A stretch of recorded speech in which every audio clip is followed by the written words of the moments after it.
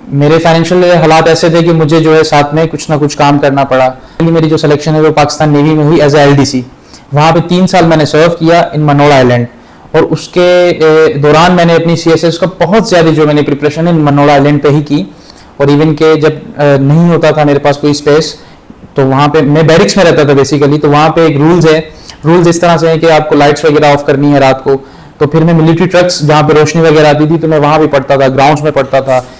अस्सलाम वालेकुम, मैं हूं मुजीब रहमान। आप देख रहे हैं UCA इंटरव्यू सीरीज। हमारे आज के गेस्ट हैं DSP सिंध पुलिस एलिजर शावेज, जिन्होंने रिसेंटली 2023 में CC क्वालिफाई किया और वो सिंध पुलिस में एज अ DSP एलोकेट हुए हैं। तो चलते हैं उनकी जानिब और उनसे पूछते हैं कि ये उनकी जर्नी कैसे रही। Sir, welcome to UCA। आपको बहुत बहुत मुबारक हो और आपका शुक्रिया आपका टाइम देने का।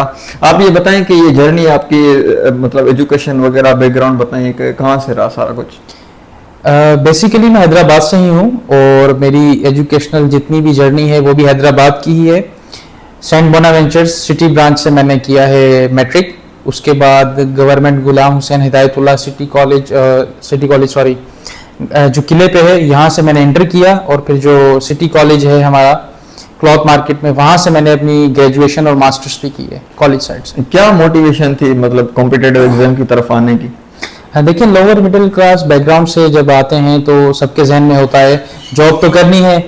अब कोई ऐसी जॉब करें कि जिससे हम जो है अपनी एक लाइफ चेंज कर सकें, अपनी फैमिली को एक अच्छा मुस्तकबिल दे सकें, एक अच्छे तरीके से अपनी लाइफ को गुजार सकें और सोसाइटी में भी पॉजिटिवली कंट्रीब्यूट कर सकें।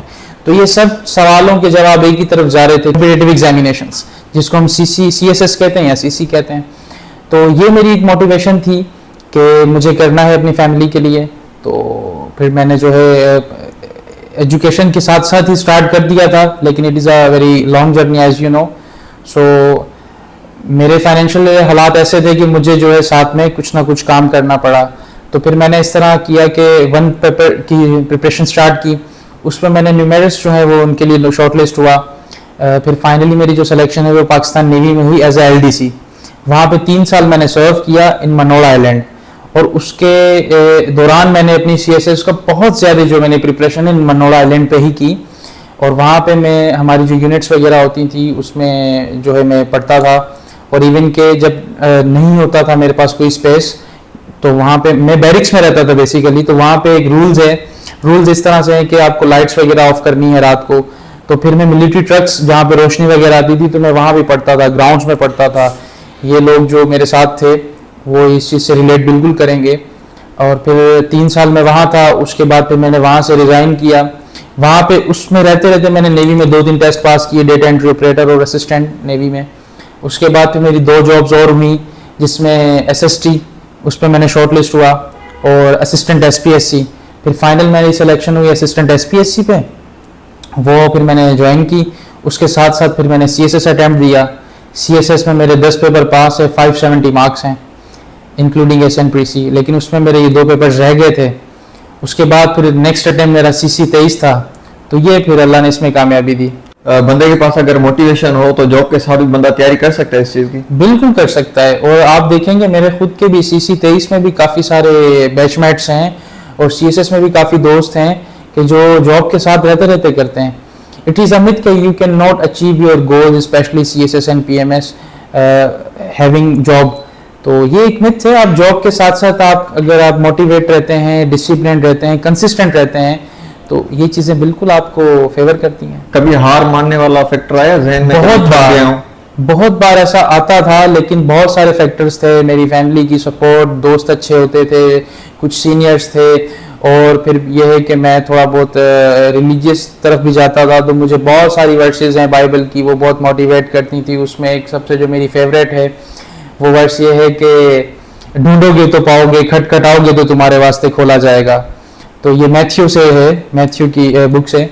तो उसमें ये चीज़ मुझे मोटिवेट करती थी कि अगर you have to find something, you have to seek something, so you will have to do hard work. अगर आप चाहते हैं कि दरवाज़ा आपके लिए खुले तो आपको नॉक करना पड़ेगा। अगर आपको कोई चीज़ आप चाहते हैं मुझे मिले तो आपको उसके लिए ढूंढना पड़ेगी। तो इसी तरह से अगर आप ऑफिसर बनना चाहते हैं तो you will have to do something extra to achieve that particular position. तो बस मेरा पुलिस सर्विसेज गोल था। CSS 25 में भी मेरी जो टॉप प्रायोरिटी थी वो PSP थी, और इसमें भी मेरी डीएसपी फर्स्ट चॉइस थी। मोस्टली शागिर्द जो होते हैं वो इस एग्जाम में नाकाम होते हैं, उसका मेन सबब क्या होता है?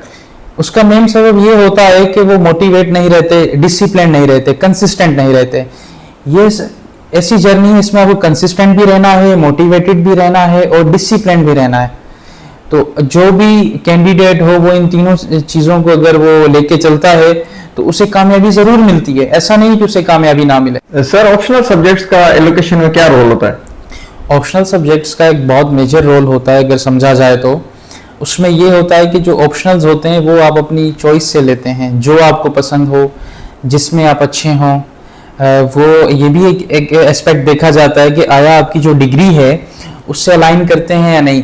अगर आपका बैकग्राउंड है, आप मास्टर्स करके आ रहे हैं, तो फिर आप ऑप्शनल्स वो लेते हैं, वो जल्दी तैयार हो जाते हैं, आपके उनमें ग्रिप बहुत ज़्यादा होती है, तो फिर वो क्या होता है कि उससे आपके मार्क्स बहुत अच्छे आते हैं। जैसे कि मेरे 70s में मार्क्स हैं क्रिमिनोलॉजी में। तो इस तरह से है कि अगर आपके ऑप्शनल्स में मार्क्स ज़्यादा आ जाएं तो फिर आपकी एलोकेशन अच्छी हो जाती है। तो ऑप्शनल्स इस तरह से जो है एलोकेशन में बहुत मेजर रोल प्ले करते हैं। और जो कैंडिडेट्स की एलोकेशन अच्छी नहीं होती उनको आपने अक्सर देखा होगा तो ये कहते हैं कि हम अपने ऑप्शनल सब्जेक्ट्स को जो है वो रिविजिट कर रहे हैं या चेंज कर रहे हैं। सर, जैसे कि माइनॉरिटी वालों के लिए ऑप्शन होता है कि वो इस्लामियात ले या मेजर रिलीजन वाला सब्जेक्ट लें, तो वो बेहतर कौन सा रहेगा? देखें, इट डिपेंड्स अपॉन यू, आप कौन सा सब्जेक्ट लेते हैं, आपको कौन सा सब्जेक्ट आप अच्छा तैयार कर सकते हैं। वैसे मैं रिकमेंड ये करता हूँ कि मेजर रिलीजन्स लिया जाए, ठीक है, जिसको कहते हैं comparative studies of major religions. वो स्कोरिंग बहुत ज़्यादा होता है अगर आप अच्छे से तैयार करें, लेकिन उसमें ये होता है कि आपको सारे एस्पेक्ट्स देखने पड़ते हैं, सारे रिलीजन्स जो मेजर हैं वो देखने पड़ते हैं। मैंने जो खुद लिया था वो इस्लामियात लिया था, मेरे पास इतना टाइम होता नहीं था जॉब के साथ, तो इस्लामियात का ये है कि ग्रेजुएशन में, कॉलेज लाइफ में पढ़ी थी तो मेरी इस्लामियात ठीक थी। और वैसे भी वन सब्जेक्ट, मैंने आपको बताया कि वन सब्जेक्ट के मैंने बहुत सारा टेस्ट वगैरह क्लियर किए हैं, तो एक बेस बनी हुई थी। इसलिए मैंने फिर इस्लामियात को ही थोड़ा सा डीपली पढ़ा और प्रैक्टिस उसकी बहुत ज़्यादा की, तो इसलिए मैंने इस्लामियात ऑप्ट किया और उसमें मेरा CSS में भी पास है, मार्क्स ठीक हैं, और CC में भी अच्छे मार्क्स हैं। अच्छा, स्टूडेंट्स की जिनकी इंग्लिश वीक है वो जीरो से कैसे शुरू करें? जी, वो जीरो से इस तरह शुरू कर सकते हैं, जो बेसिक टेंसेस वगैरह के होते हैं वहाँ से स्टार्ट करें। यूट्यूब से भी मदद ले सकते हैं, अब तो चैट GPT है, बहुत चीज़ें आसान हैं। बाकी हमने अपने टाइम पे अफजल अनवार मुफ्ती की बुक से जो पढ़ा था, 3 बुक्स थी उनकी ली, ट्रांसलेशन, एक्टिव, पैसिव और नरेशन। उसके बाद एक दरसी ट्रांसलेशन मिलती है, ये आपकी इंग्लिश की बेसिस अच्छी बना देती हैं। उसके बाद आप एक कोई भी बुक ले लें CSS की, मैंने पर्सनली चुगताई साहब की बुक ली थी और वो मैंने जो है वो पढ़ी थी, उससे मैंने चीज़ें सीखी थी। और प्रीसी के लिए AR डिलन। तो इस तरह से स्टेप बाय स्टेप आप अपनी इंग्लिश को इम्प्रूव कर लेंगे डे बाय डे। कुछ हफ्तों में आपको रिजल्ट्स पता चल जाएंगे। डॉन न्यूज़ को किस तरह रीड किया जाए? डॉन न्यूज़ में फर्स्ट पेज जो होता है वो एक पढ़ने वाला होता है, ठीक है, और जो एडिटोरियल्स और ओपिनियंस होते हैं वो आपको देखने होते हैं। सर, मॉक पेपर के हवाले से आप क्या कहेंगे? मैं अपने स्टूडेंट्स को अगर सबसे ज़्यादा कोई बात कहता हूँ तो वो यही कहता हूँ कि मॉक जितने ज़्यादा हो सके दें। मॉक से बहुत फ़ायदा होता है आपको, आप जाते हैं, आपकी लिखने की प्रैक्टिस बहुत ज़्यादा होती है, क्योंकि स्टूडेंट क्या करते हैं, इनमें एक फोबिया होता है लिखने का, तो ये ज़्यादा लिखते नहीं। अगर लिखते हैं तो चेक नहीं करवाते हैं, ज़्यादातर ये स्टडी अपनी रखते हैं, पढ़ते रहते हैं, बुक्स पढ़ते रहते हैं, ये मॉक नहीं देते। तो मॉक से ये होता है कि जब आप मॉक देते हैं तो आपकी एवेल्युएशन होती है, आपको पता चलता है कि आपके मिस्टेक्स क्या हैं, टीचर आपको मिस्टेक्स बताता है, वो इम्प्रूव होती हैं। तो मैं ये कहूँगा कि मॉक ज़रूर देने चाहिए। सर, CC25 आ रही है, स्टूडेंट्स को कोई ऐसी टिप्स बताएं जिनमें वो आसानी से जो है ना CC क्वालिफाई कर सकें। देखें, 1 महीने में तो अभी टाइम कम है।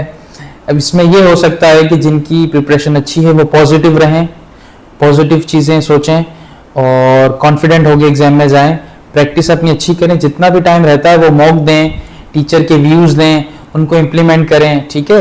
और आप क्या कर सकते हैं स्टूडेंट्स, और इसमें टाइम असल में कम है तो नई चीज़ तो इतनी ज़्यादा नहीं पढ़ सकते, बस प्रिपरेशन जो रिवाइज अच्छा कर सकते हैं सब्जेक्ट्स को, अपने अच्छे सब्जेक्ट्स को रिवाइज करें और प्रैक्टिस ऐसे प्रीसी को ज़्यादा टाइम दें, क्योंकि आपके दूसरे सब्जेक्ट्स पास हो जाते हैं लेकिन ऐसे प्रीसी जो है ये थोड़ा से मुश्किल होते हैं। Sir, thank you so very much, time देने का बहुत बहुत शुक्रिया। लास्ट में स्टूडेंट्स को क्या मैसेज देना चाहेंगे? लास्ट में स्टूडेंट्स को यही कहना चाहूँगा कि स्टे मोटिवेटेड, बी डिसिप्लिन, ठीक है। और बस ये है कि आप ये याद रखें कि आपने स्टार्ट क्यों किया था, why you started this preparation. जब भी आप लो फील करें, जब भी आप डिमोटिवेटेड फील करें, और फेलियर्स आते रहते हैं, लेकिन फेलियर्स को आप एज अ लेसन देखें जैसे कि मैंने भी आपको बताया कि CSS में मेरे 10 पेपर्स पहली बार में पास हैं, 570 मार्क्स हैं, तो मैंने उसको एक इंकरेजिंग स्टेप देखा और मैंने फिर और ज़्यादा प्रिपरेशन अच्छी कर दी और CC में मैं क्वालिफाई हो गया और अपने जो डिज़ायर्ड रूट था उसमें भी आ गया। तो यही है कि फेलियर से आप सीखें तो मंजिल मिल ही जाएगी, भटक कर ही सही। हमें तो मंजिल मिल ही जाएगी, भटक कर ही सही। गुमराह तो वो हैं जो घर से नहीं निकले। Thank you sir.